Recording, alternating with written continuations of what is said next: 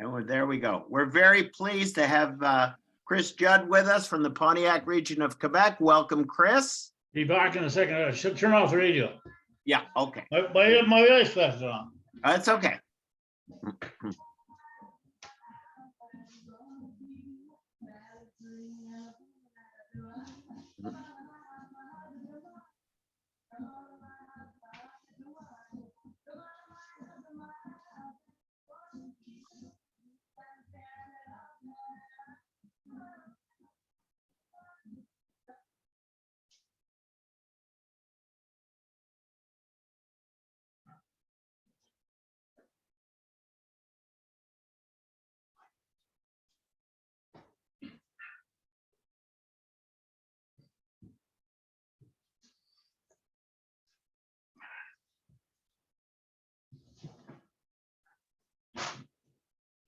That's quieter.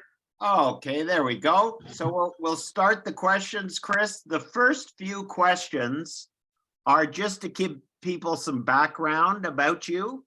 So I'll start off by asking, where were your parents born?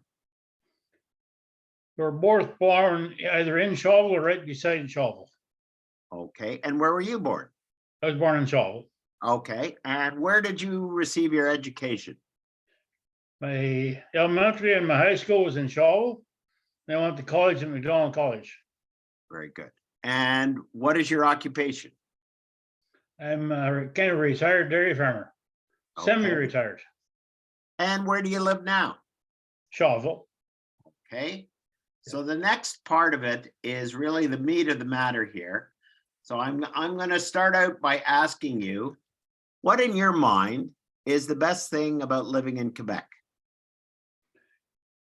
First of all, it's the climate. We're far enough away from the ocean. There's no danger of flooding.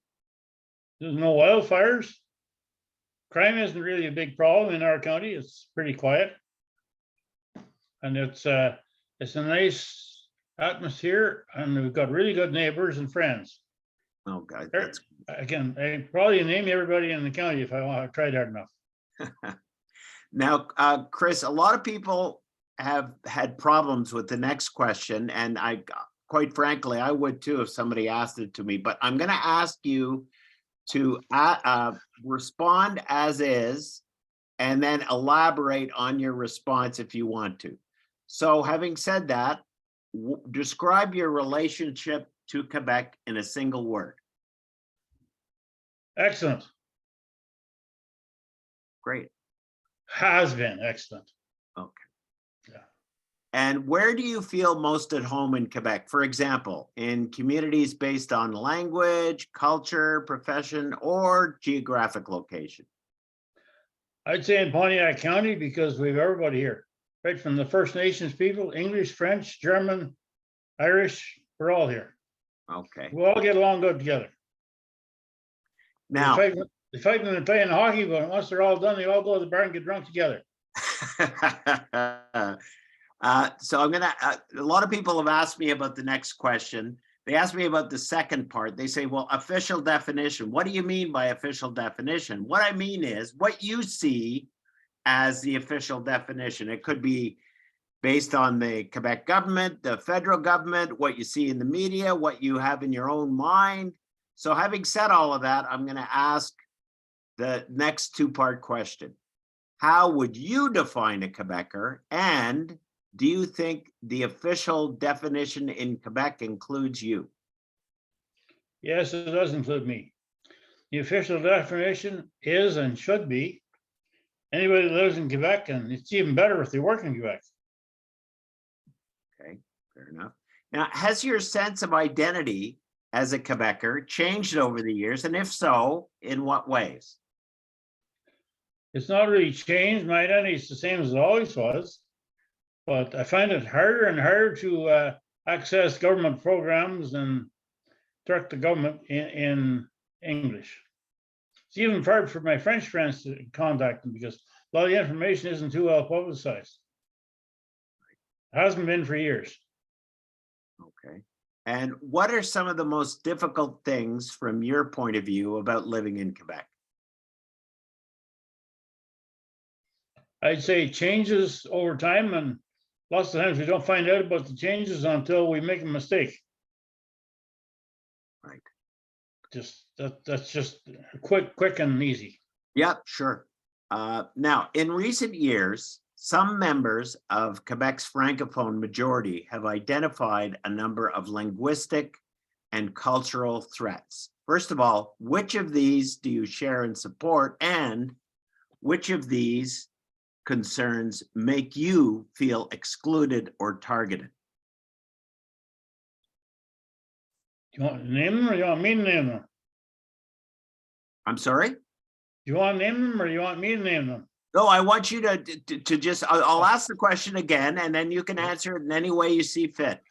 Okay. In recent years, some members of Quebec's Francophone majority have identified a number of linguistic and cultural threats. Which of these concerns do you share and support, and which of these concerns make you feel excluded or targeted? I just like to add to that. It doesn't just make me targeted. To me, it's bad for all of Quebec, the French as well as the English, because we're being told that we only have to learn French, and that's not right. Because if you only learn French, then the rest of the world is pretty well excluded to you. You can't go anyplace else and get a job. All the high-priced people are moving out. We're losing a lot of our doctors and our lawyers and their professional people because they can get more money just across the river in Ontario. We're in the Ottawa Valley, and it's very, very close to the other side. Very close.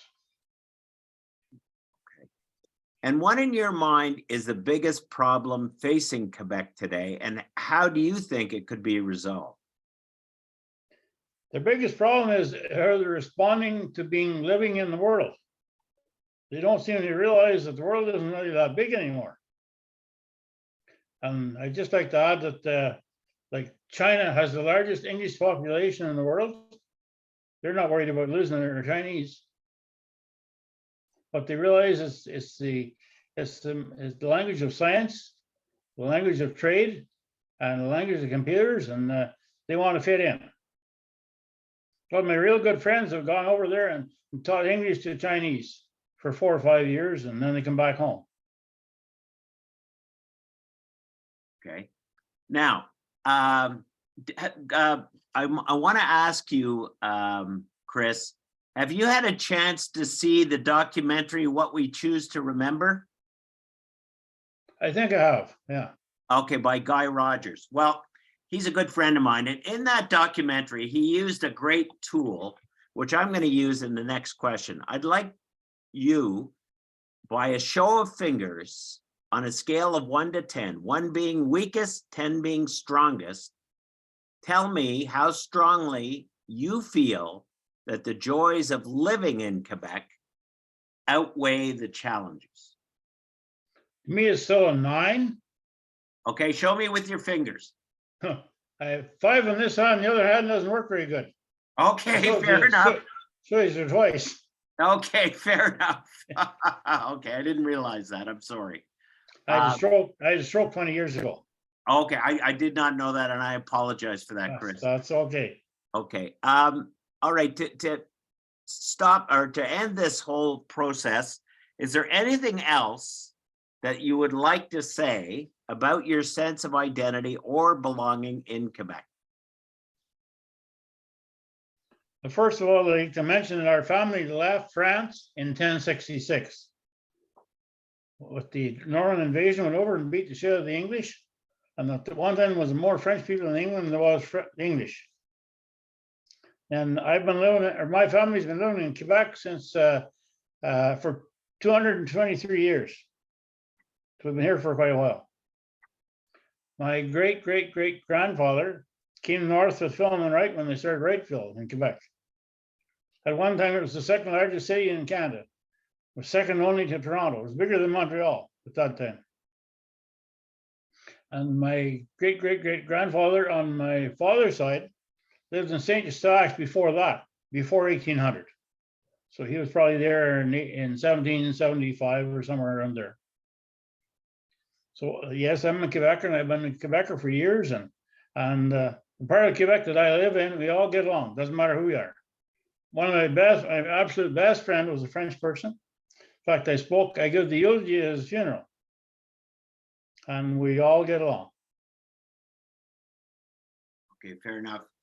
I'd like to thank you very, very much, Chris, for your participation. I'm going to shut off the recording now, and you and I'll just have a little personal chat. How about that? That's okay. That's good.